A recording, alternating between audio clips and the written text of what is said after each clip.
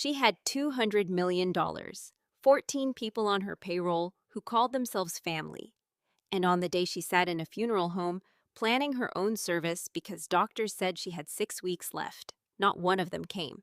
Not her business partner of 20 years, not the nephew she'd put through law school, not a single person she'd helped build a life. Only one man showed up, a janitor she'd spoken to maybe 3 times in her life. He didn't know she was rich. He didn't know she was dying. He just noticed an old woman sitting alone in a funeral home parking lot, and he couldn't make himself drive past her. What he did in the next 20 minutes didn't just change her last 6 weeks. It changed where $200 million would go. Stay until the end, because the will reading that followed is the part this whole town still talks about. Margaret Hale built a shipping logistics company from a single rented truck into a company worth nearly $250 million. She was 68. She had never married.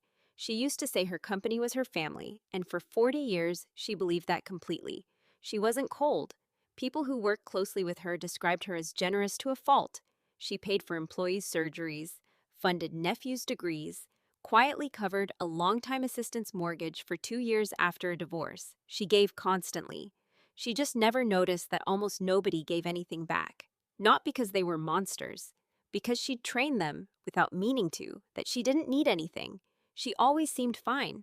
So everyone let her be fine, alone. 6 months ago, doctors found a tumor behind her eyes.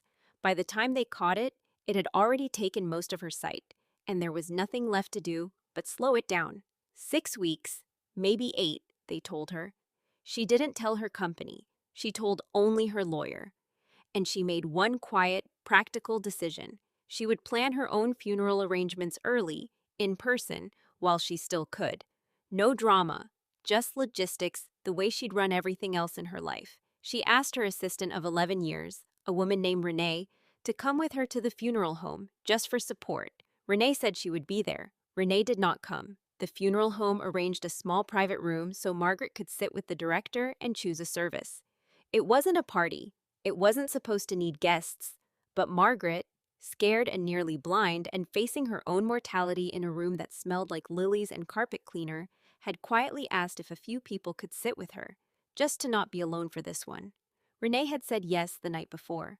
So had her business partner, Howard, who Margaret had built the company with for 2 decades. So had her nephew, Tyler, who she'd paid through 3 years of law school without ever once mentioning it to him as a debt. By the time the appointment started, all 3 had canceled. Renee had a scheduling conflict. Howard had an investor call that couldn't move. Tyler texted a single line, "Can't today, sorry, work crazy, RN." Margaret sat in the funeral home's small waiting room, in a wheelchair now too, because the tumor had also started affecting her balance, and stared at a wall she could barely see. The director, a kind older man named Walter, asked gently if she wanted to reschedule. "No," she said. "Let's just do it now. I don't think anyone's coming." She said it the way you say something you've already accepted. Not bitter, just turn. Outside, in the parking lot, a maintenance worker named Marcus Webb was finishing a shift fixing a broken gutter on the building next door. He noticed a black car idling for 20 minutes with an elderly woman's silhouette visible through the funeral home's front window, sitting completely alone in a room meant for a small crowd. He almost didn't go in. It wasn't his business. He had his own daughter to pick up from his sister's in 40 minutes, and gas money was tight that week. But something about the stillness of that room stuck with him. Marcus Webb was 34. He'd lost his wife to a car accident 2 years earlier, on a night he still replayed sometimes when he couldn't sleep. He raised his daughter, Sophie, who was 9, mostly alone, on a maintenance worker's salary that covered rent and groceries and almost nothing else. He knew what it felt like to plan something painful with no one beside you. He'd picked his wife's casket alone. Because his and her family lived 4 states away and couldn't get there in time, he remembered exactly how loud that silence was. So, when he saw Margaret through that window, he didn't think about who she was. He didn't know she ran a company worth $200 million.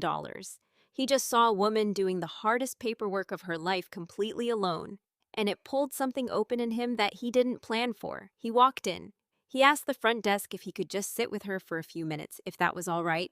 Walter, the director, looked surprised, then nodded and let him in. Margaret heard footsteps and asked without turning, "Renee, did you come back?" "No, ma'am," Marcus said. My name's Marcus. I was working outside. I saw you in here by yourself, and I didn't feel right just leaving. Hope that's okay." Margaret was quiet for a long moment.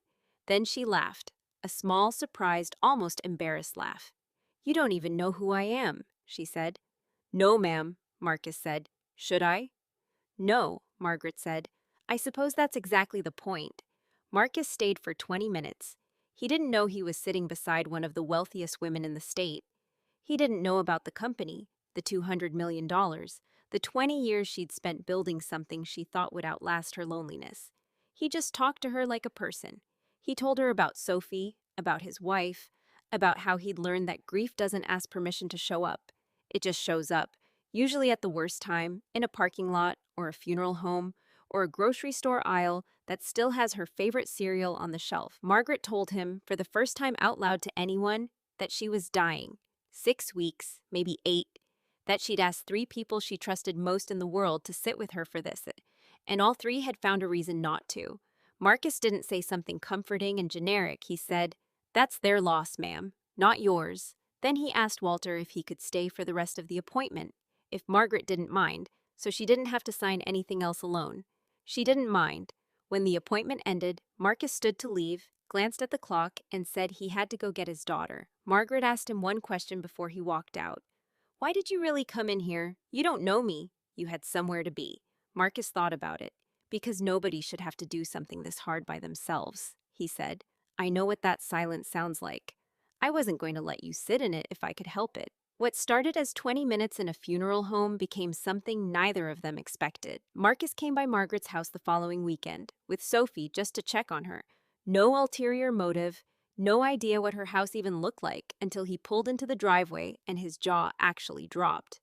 Margaret laughed for the first time in weeks at his face. Over those final months, Marcus and Sophie visited often, not because Margaret was rich, because she was, for the first time in years, somebody's actual priority instead of somebody's obligation. Sophie read to her when her eyesight worsened. Marcus fixed a cabinet hinge in her kitchen without being asked, because that's just who he was.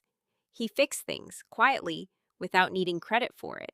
Margaret, meanwhile, watched her actual company from a distance for the first time in her life. Renee never called to apologize. Howard sent a single generic flower arrangement with a card that read, "Thinking of you," and a request 2 weeks later for Margaret to sign off on a financial decision before she wasn't able to anymore. Tyler texted twice, both times asking about updates to the will. Nobody asked how she was doing. They asked what was changing. Margaret understood, with a clarity that almost felt peaceful, exactly who in her life had loved the company she built, and who had simply loved being near her money. Margaret passed away 7 weeks after that day in the funeral home, quietly, at home, with Marcus and Sophie there, because she'd asked them to be. The will reading happened in a downtown law office 3 weeks later. Renee was there, Howard was there, Tyler was there, along with 2 cousins Margaret had barely spoken to in a decade. All of them dressed carefully. All of them sat up a little straighter when the lawyer opened the folder. The lawyer read through smaller bequests first, a modest amount to Renee for her years of service, a modest amount to Tyler to finish settling his remaining law school costs, since it seems that was always more important to track than to thank her for. Howard received a single line. His existing buyout agreement would be honored exactly as written. Nothing more, nothing less. Then the lawyer reached the final page. The remainder of Margaret Hale's estate, including her controlling shares in Hale Logistics, valued at approximately $190 million, is to be placed in an irrevocable trust for the benefit of Sophie Webb, to be administered by her father, Marcus Webb, until Sophie reaches the age of 25. The room went completely silent. Then Howard said too loudly, "Who is Marcus Webb?" The lawyer looked up and said simply, "The man who showed up." Margaret had left a letter, read aloud at the end, explaining her decision. In her own words, she wrote that she had spent 40 years believing that loyalty could be bought, built, or earned through favors, degrees paid for, mortgages covered, salaries raised. She wrote that she only understood, in her final months, that all of that had only ever bought politeness. Not love, not presence, not the willingness to sit in a quiet room with someone simply because they shouldn't be alone. She wrote that Marcus Webb had asked her for nothing, expected nothing, and given her more in 20 minutes than 2 decades of partnership had given her in total. She wrote one line that Howard reportedly couldn't look up from the table after hearing, "I am not leaving my company to a stranger. I am leaving it to the only person who never treated me like one." Marcus hadn't known any of this was coming. He sat in that law office holding Sophie's hand, stunned, and the first thing he said, once he could speak, was that he didn't want it. That he'd come to that funeral home because it was the right thing to do, not for this. The lawyer told him Margaret had anticipated exactly that reaction and had written a second, shorter letter just for him. It said, "I know you don't want it. That's exactly why it has to be you." Marcus didn't move into a mansion or quit being who he was.